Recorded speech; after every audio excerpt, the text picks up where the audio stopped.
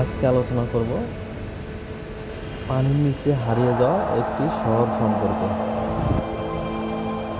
ভাবুন তো, আপনি পানির নিচে ডুব দিলেন আর হঠাৎ দেখতে পেলেন একটি প্রাচীন শহর।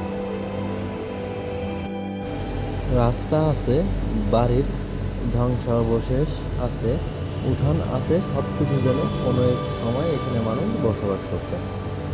অবিশ্বাস্য মনে হলেও এমন একটি শহর সত্যি রয়েছে। এর নাম পাডলোপেত্তি। এটি গ্রিসের উপকূলে আছে, সমুদ্রের নিচে ডুবে আছে।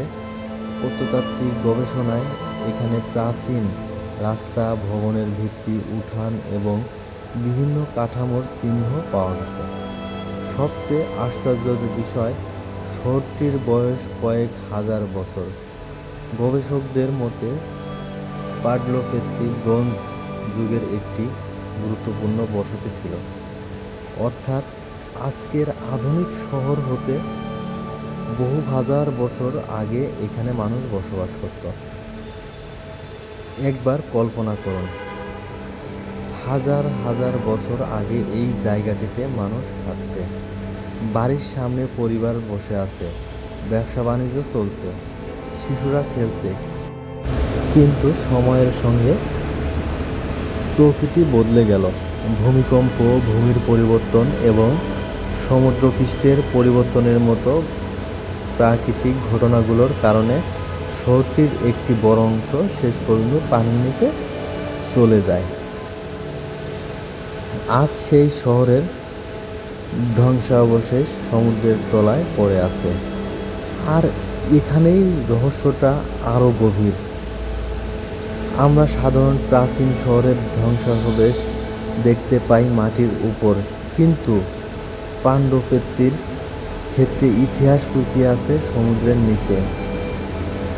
প্রযুক্তির সাহায্যে গবেষকরা পানির নিচের এই স্থাপনাগুলোর ম্যাপ করছেন এবং প্রাচীন শহরটির বিন্যাস বোঝার চেষ্টা করছেন। হাজার হাজার বছর আগে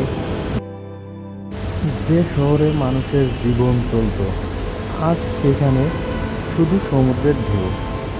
ভাবুন তো, একটি পুরো শহর সময়ের স্রোতে হারিয়ে গেল, কিন্তু ইতিহাস তাকে পুরোপুরি হারিয়ে যেতে দেয়নি।